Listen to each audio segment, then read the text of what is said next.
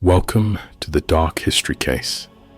Tonight, we explore one of the most unsettling disappearances of modern America, a case where a young man stayed on the phone with his parents for 47 minutes before vanishing in real time. 19-year-old Brandon Swanson disappeared on May 14, 2008, and the only record of his final moments is the voice his father heard on the phone, right up until the instant he was gone. Brandon was an ordinary college student from Marshall, Minnesota. Responsible, calm, close to his parents. He had just finished his first year of college and went out that night to celebrate with friends. Nothing unusual happened. Nothing suggested danger. He drove to a small town called Lind, stayed for a bit, and around midnight began driving back home. It should have been a short, simple 15-minute trip, but somewhere on those dark, rural roads, Brandon made a wrong turn. The roads in that area are confusing, unlit, and easy to misjudge at night. At around 1:15 a.m., his car slid gently off a gravel road into a ditch. It wasn't a crash. The car wasn't damaged. He just couldn't get it back on the road. So he called his parents, calmly telling them he was just outside Lind and needed a ride. His parents drove straight to the location he described, but when they reached the area, Brandon was nowhere to be seen. No car, no headlights, nothing. They called him back, and Brandon confidently said he could see the lights of Lind nearby. He believed he was close. He wasn't.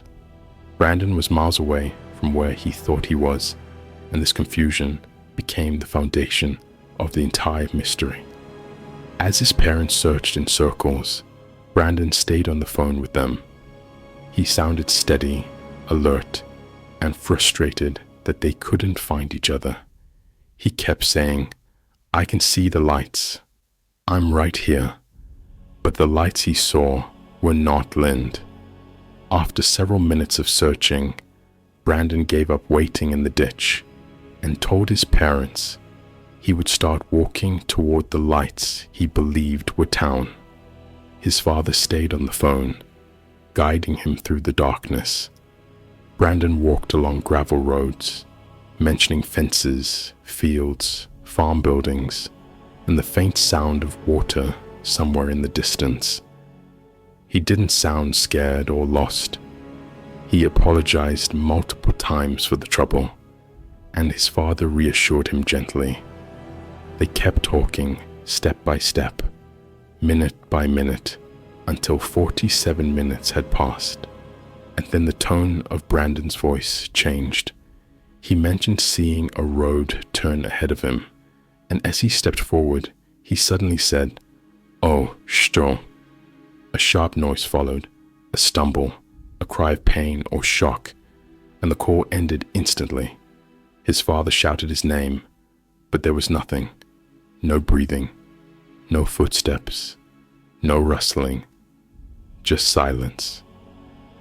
Brandon Swanson vanished at that exact moment, mid-sentence, while still connected to the phone, and no one has ever heard from him again. After the call disconnected, Brandon's father immediately tried calling him back. The phone rang and rang, but Brandon never answered again. His parents continued driving through the darkness, searching desperately for any sign of him. Minutes earlier, they had been talking casually, planning to pick him up and bring him home. Now they were calling his name into empty fields, listening for footsteps that never came. When they finally reached the area where they believed Brandon should have been, they saw nothing but darkness. No car, no movement, no sound. The ditch he described wasn't there. The gravel road didn't match his description. Nothing felt right. Confused and terrified, they contacted local police and reported their son missing. But instead of reacting urgently, police dismissed their concerns. They said it was normal for young men his age to stay out late, and insisted he would turn up in the morning. Brandon's parents knew better.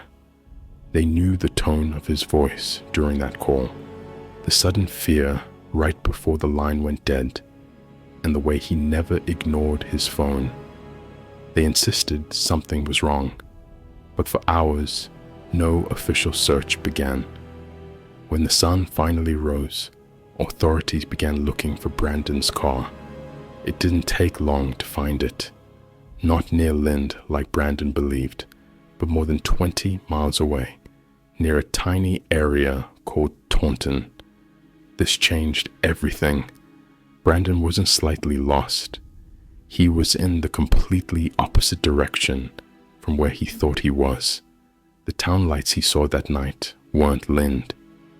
They were another city entirely, which meant that every step he took, every word he exchanged with his father, and every direction he walked was based on a location he wasn't actually near.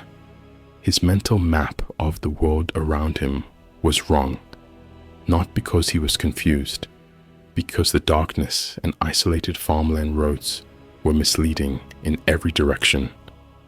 When investigators examined his car, they found no signs of foul play, no broken glass, no blood, no indication that anything violent happened there. His car had simply slipped into a shallow ditch and stopped. What they did find nearby was something Brandon mentioned during the call: the faint sound of water. This single detail became the foundation of the investigation. The sheriff believed Brandon was walking toward the Yellow Medicine River. Search teams and bloodhounds began tracking his scent. The dogs followed a consistent path for nearly 2 miles, leading through fields, gravel roads, and towards the riverbank. Then the scent trail suddenly stopped. Some dogs indicated he may have entered the water. Others suggested he continued walking on the other side. None of the results were conclusive. For days, searchers combed the river, fields, ditches, and farmland. Hundreds of volunteers joined the search, but there were no footprints, no clothing, no personal items, no phone, no body, nothing. Brandon's final word, "Oh shh," repeated endlessly in investigators' minds. What did he see? What did he step into? Did he fall? Was he attacked? Did he slip into the river? Did he encounter someone? Or something? The river theory seemed plausible at first, but when police drained and searched multiple sections of the waterway, they found no trace of Brandon. No shirt, no wallet, no shoes, no evidence he drowned. The most disturbing part is that the exact moment the call ended perfectly aligns with a sudden accident. A misstep, a fall, an unexpected drop. Yet, the area where the trail ended does not contain cliffs or steep terrain. Nothing that would cause a catastrophic fall. Nothing that would explain why he never resurfaced or why the dogs could not trace him further. Search leaders began to consider a darker possibility, that Brandon may have encountered someone on that rural road. The timing of his final word, the sudden end of the call, and the complete lack of physical evidence suggest the possibility that a second person, unknown to Brandon, may have been nearby. But there were no witnesses, no vehicles reported, and no signs of struggle found. It's as if the earth simply opened up and swallowed him. What haunted investigators most was the tone of his last moment. It wasn't confusion. It wasn't panic. It was reaction. The kind of reaction a person makes when something unexpected appears directly in front of them. Something they didn't see coming. Something that instantly changes everything.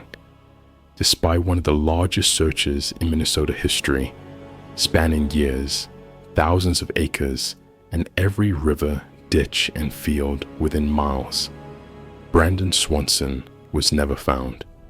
Search efforts continued for months, long after most missing person investigations are closed. Brandon's parents refused to give up. Every morning, they called the sheriff. Every week, they organized new search teams. And every season, they walked the fields themselves, hoping to find even the smallest trace. A shoe, a phone, a piece of clothing, anything that would explain what happened that night. But nothing ever surfaced. Experts who examined the case repeatedly returned to the same detail: Brandon's 47-minute call. In most disappearances, the victim goes missing without communication. But in this case, investigators had nearly an hour of real-time information. He wasn't panicked. He wasn't confused. He wasn't running. He was calm, focused, and fully aware of his surroundings. This made his disappearance even more baffling. How can someone vanish while talking, while walking at a steady pace, while describing everything around him? And how can he vanish so completely that not a single piece of evidence exists? Investigators reviewed the call timeline again and again, trying to interpret Brandon's last word. "Oh, shh." It was short, instinctive, and filled with sudden tension. Not a long scream, not a losing signal sound, not a slipping phone. It was the sound a person makes when something unexpected happens directly in front of them. One theory suggests he may have stepped into a hidden drop near the riverbank, like a sudden embankment or soft ground that gave way beneath him. But thorough searches of the area found no such drop-off.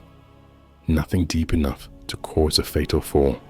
Another theory suggested he might have tripped into the river, but that also fails under investigation. The river in that exact area is not deep, not fast, and thoroughly scanned. A body would have been recovered. The possibility of foul play arose because of one key factor: the complete absence of evidence. If Brandon fell, drowned, or succumbed to exposure, something should have been recovered. People do not vanish without leaving physical clues. But rural roads in Minnesota at night can be unpredictable, attracting strangers, farm workers, or vehicles passing through. If someone approached Brandon on that dark road, he might have reacted instinctively with that final word. Yet there were no reports of vehicles. No neighbors heard anything. No signs of struggle. It is a theory without evidence, but also a theory impossible to rule out. Then comes the most unsettling explanation: that Brandon kept walking long after the phone cut out, injured or disoriented, and eventually collapsed in a place that searchers never reached. But even that doesn't align with dog tracking results, which showed a clear path ending abruptly near the river before scattering into conflicting directions.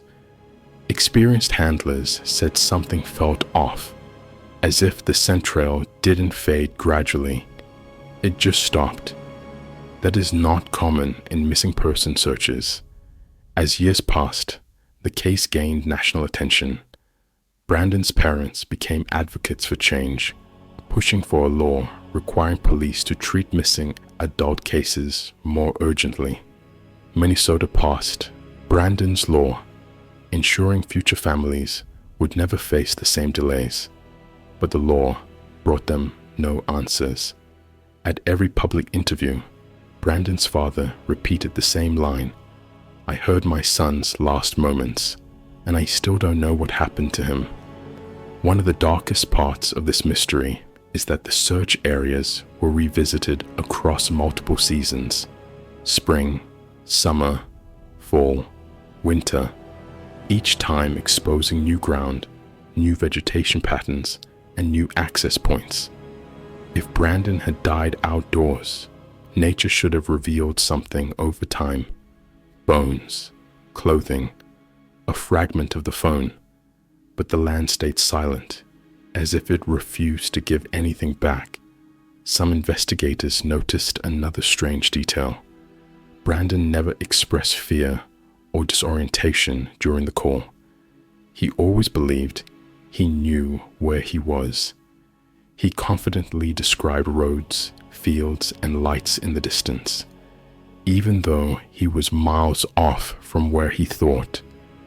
It means his perception of location was wrong from the beginning. If he misinterpreted the town lights, he also might have misinterpreted the terrain. This leads to a theory that he walked toward lights that were much farther than he realized, becoming more and more exhausted. But the final moment, the sudden stop, the sudden fear, still defies explanation. There is also the chilling possibility that Brandon encountered wildlife, a hidden drop, a sinkhole, or an aggressive animal. But again, Minnesota wildlife rarely attacks without leaving traces, and searchers found none. And a fall severe enough to kill him would have been discovered by now. None of the natural explanations fit smoothly. None of the darker explanations leave evidence. And none of the logical theories explain the 47 minutes of calm, structured conversation before the final moment of panic. After countless searches, thousands of volunteer hours, and extensive river draining operations, investigators finally admitted something they rarely say out loud. We do not know what happened to Brandon Swanson. A young man did everything right, called for help, stayed calm, stayed on the line, and still disappeared more completely than almost anyone in state history. Despite every effort, despite years of searching, despite combing through fields, rivers, ditches, woods, and farmland season after season, nothing has ever been found. It is as if Brandon stepped into the darkness and the world simply erased him. This is the part of the story where speculation becomes unavoidable. Investigators, search teams, and criminal experts have all offered theories, but none of them fit perfectly. Some believe Brandon fell into a hidden part of the river that was never fully searched, but that contradicts the thorough water sweeps, draining operations, and the fact that his body or clothing would have surfaced with time. Others believe he kept walking far beyond the lost track scent, eventually collapsing miles away in a place no one has reached. But this theory fails to explain why trained K-9 units completely lost his trail at a specific point, as if he never continued from there. The scent did not fade. It didn't gradually weaken. It stopped, immediately and unnaturally. A darker possibility is that someone encountered Brandon on that deserted road.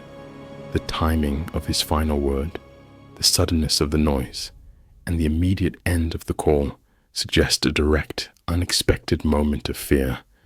But there were no vehicle reports, no witnesses, no tire tracks, and no physical signs of a struggle.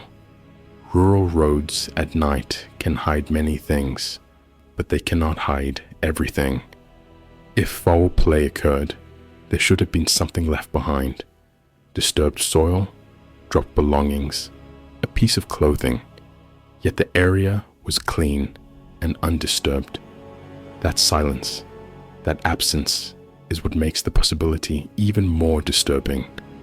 Another theory suggests Brandon stumbled into an old well, a covered hole, an abandoned structure, or a hidden sinkhole. Minnesota farmland is full of forgotten hazards, especially on private rural properties. A fall like that would explain the sudden reaction, but after years of searching, investigators found no wells or openings near the last known location. Nothing that matched the type of fall that would cause an instant end to a phone call. As investigators often say, if it was a fall, we should have found it by now. Some experts focused on exhaustion and hypothermia, since the night was cold and Brandon was walking for nearly an hour. But hypothermia does not cause instant silence or a sudden cry.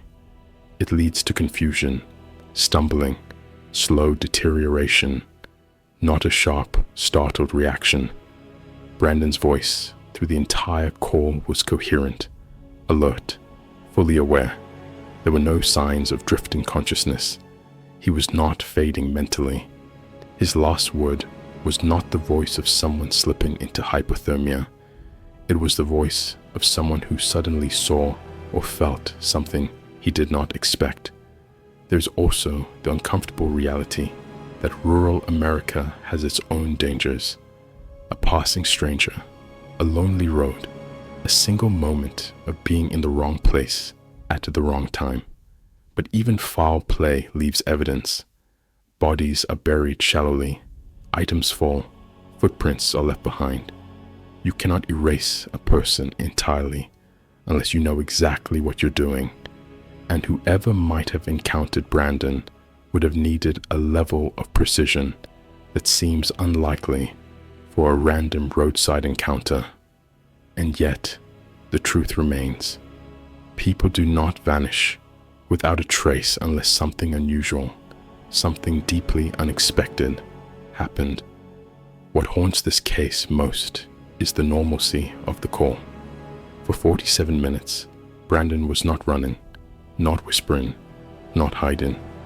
He was walking casually, talking calmly, trying to reach the town lights in the distance.